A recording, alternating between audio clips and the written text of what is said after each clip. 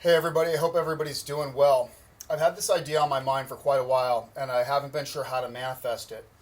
On February 16th, I set up my computer while I was hanging out with a buddy. It was super hot, so I apologize for me fucking with my beard the whole time. But I've had this idea, and I ran through it, and I've been trying to manifest it, figure out how to do a video.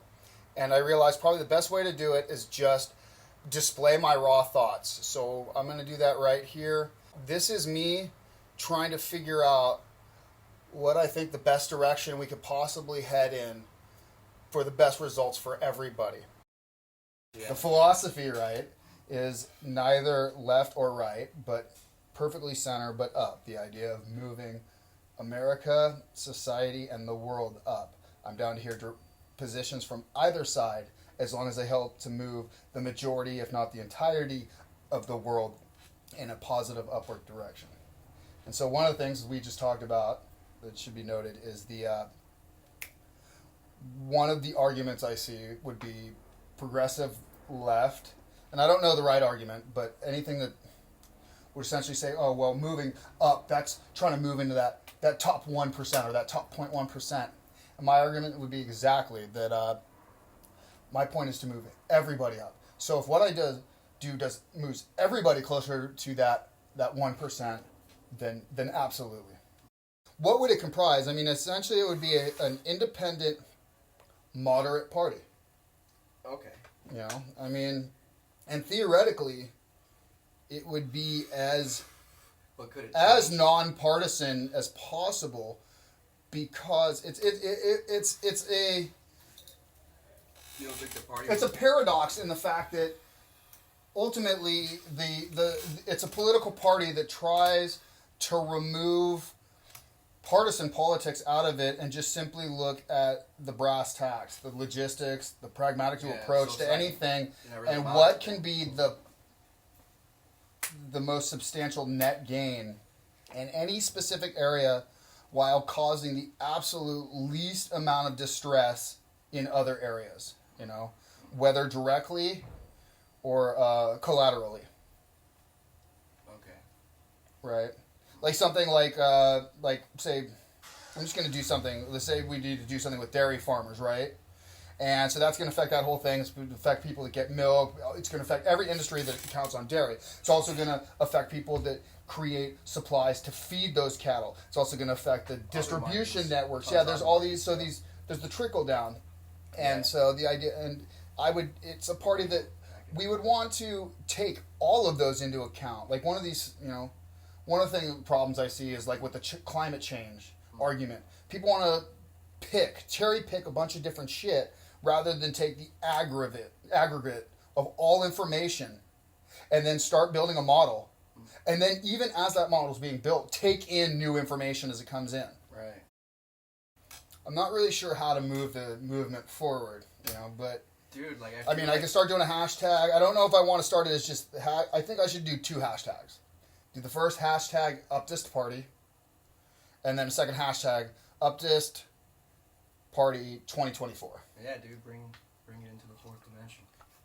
You know, well, because here's the thing: there's certain Democrats that I saw that I would happily bring into this equation. Yeah, you know, let's get crazy. Dude. I'm gonna piss some people off when I go over this. I'd be like, you know what?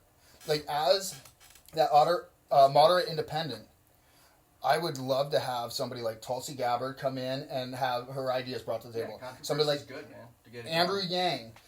You know, I see a lot of his things. I'm like, dude, I really don't see that working, but he's got a lot of good ideas and he means well. I don't know. And then on the right, you know Dan Crenshaw? No. He's a representative. He's a Navy SEAL. I want to say a senator, and I apologize. California? No, I forget exactly. Yeah, he's a wounded war veteran. Oh, shit. Right wing, and I agree with most of his ideas. You know, the Ben Shapiro, somebody like that. Okay. Despite Ben Shapiro being right wing, I see eye to eye on him enough that if he were to run as a presidential candidate, I'd probably consider fucking swapping to vote for him, depending on where he was at that time. Right. That's the other thing I hate. Where people, dude, this is the other thing. I want to try to push. If actually the party idea goes anywhere, push the idea that we need to be behind ideas, not people. Like, one of the things I see, one of the biggest flaws in the Democratic Party was Bernie Sanders and what he stood for, how he moved and his people. And the fact that recently, right, when he finally, I'll say, succumbed to Joe Biden, and he then, endorsed him, turned around, and so many of his people, even before he endorsed Joe Biden, but once Bernie stepped down, so many of his followers and his supporters were like, we're done. A lot of them were like, where their votes are going to go. Who knows? But they were like, we're walking away from this, and a lot of them were like, oh, well, I guess we could dump the Democrat from the DSA, Democratic Socialists of America. I guess like they're like, yeah, we can just drop the Democrat now. It'd just be the Socialists of America. Good luck with that. But and I'll even listen to them to bring ideas to the table, because you know what? Even if 95% of their ideas are horrible, bad ideas, but they have 5% of their ideas or a small piece of that puzzle, they could possibly put two other ideas together or something like that. Yeah. It's the other thing, like, it's one of the problems that you think a lot of people have with Trump, right, is this idea that because Trump has to be bad. You hear the jokes about, Trump were to endorse oxygen, people would hold their breath. Shit like that. That's funny. It's... somebody can be bad and good. In fact, from my understanding of the world, almost everybody that I've ever met, I think everybody I've ever met has been bad and good. You're not human if you're not. It's like, and what I mean by that is a lot of people don't realize that you can be good in your society and shit and not realize that you're a bad person outside of it. But yeah, so I'm just trying to figure out, like, what the whole... I don't even know what I would do with it, It's Dude, like, I feel like it actually has some well, there's some substance to the idea. The idea is a solid idea. How does one go about starting a political movement, particularly one that's to say, hey, fucking pull off these stupid visors. Stop just listening to what you just get sent and start doing your fucking homework. Look at what's really out there. When you have an idea that fits your narrative, the first thing you should do is see if you can counter it. You want to make yourself a better person? See if what you believe is wrong. Even if it's right in your world. Again, like we talked about, culturally. You don't have to change your beliefs. Here's an amazing idea that I think a lot of people don't think about. Okay, they buy into one thing about the way the world is, and anything that goes against that is wrong. Well, one very, good example would be women in Iran and Iraq and what they're allowed to do there. Yeah. Right? So I don't know the exact laws, but there's laws. But women do not have all the rights of men. In fact, what do they call Sharia law. Shame killings or whatever? Yeah, Sharia law has all sorts of crazy shit. I don't want to get into... I saw something recently. She was killed for laughing or something. Something ridiculous. So, and it's like... And these people that... Yeah, so... That's crazy, dude. And so that's the other reason why you got to get people in and get the good ideas and weed out all the other shit. It's not that people have a lot of bad ideas often. It's that they are ignorant to what they don't know about how their ideas affect the bigger picture. Oh, okay. Yeah. They're overconfident or whatever. Dude, it's as simple as a river and one society upriver saying, you know what, we're going to dam this off because we can get electrical power from it. We can do all this stuff. We can have a whole water society up there and don't consider all the effects downstream of taking that water away. So that first dam pops up, right? And that'll all of a sudden the next village down is like, fuck, dude, the water supply is crazy. They don't know why or whatever. So what do? They build a dam to try to collect as much water as possible. What happens to the next people down? It just keeps getting for that. Yeah, but and it's but that's the reality. I mean, it's probably happened. In fact, it's funny because I wonder often they have I'm not sure if the Aztecs or the Mayans, but the aqueducting. Yeah. About all that stuff and the yeah. raised stone. Aztecs, yeah. And well, why did they develop that? Was it because they just decided they want to live there, or did something happen? Possibly a similar situation where another area did something, and that caused that. And so what they did is they were like, dude, this changed. And so it was out of necessity. They're like, we need to figure out a way to get water, otherwise Dude, everything dies. Right. So they always fucking chose sketchy places to live too. Yeah. But and that's so that really, and again ties back to this party. It's like okay, dude, you know what? The world is always changing. What if we're the people downstream? Because so far I've approached it. What if we're the dudes making the decision about building the dam? Well, let's change that. What if we're the guys for the time being that are the dudes downstream? How are we able to adapt? How are we able to take in good ideas and dispose of bad ideas and able to survive then? Yeah.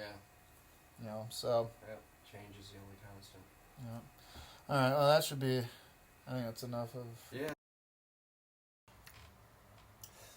So while trying to figure out how to manifest the Upptist party, I was thinking about analogies on how to best describe the positioning and the, for lack of a better way of putting it, the ideology. Think back to the gold rush in San Francisco. And the people that I want involved in the party are people that are willing to take a risk for the betterment of everybody. Kind of like the 49ers did, where everybody gave up what they had back home. They took a risk on their lives and their livelihood.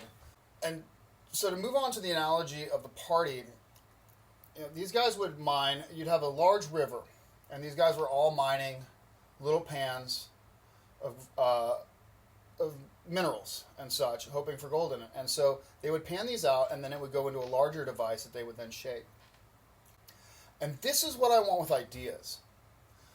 I want ideas to be like the gold miners, panning out the dirt, sticking it into the sifter, which is a group of intellectuals of all sorts, experts, whatever you define experts as. I want as many myriad sources of experts as possible to have as many perspectives as possible, essentially to be that sifter. And those ideas is that pan, and you sift that pan, you sift those ideas, and what you're left with when you get rid of everything else is gold. And I want those golden ideas. And between all the different miners out there doing their work together and gathering their gold together, we can really come up with something. So in conclusion, I want to bring as many people in mining as many areas of the river as possible.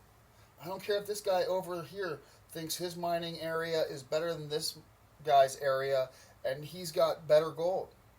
Because ultimately, in the end, it's all going to come together, and we're going to try to put all that gold together and get something that is worth something and moves us more into prosperity.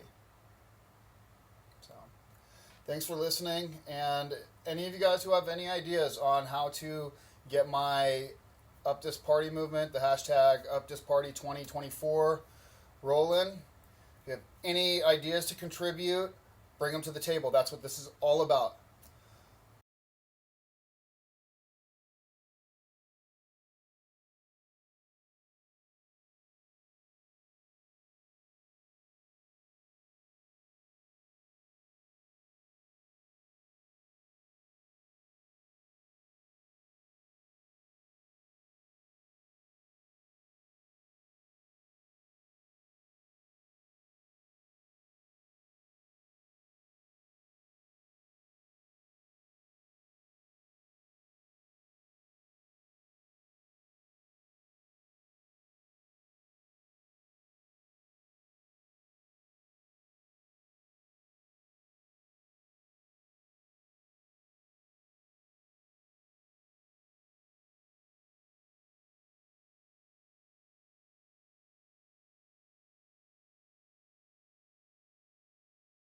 Bring them.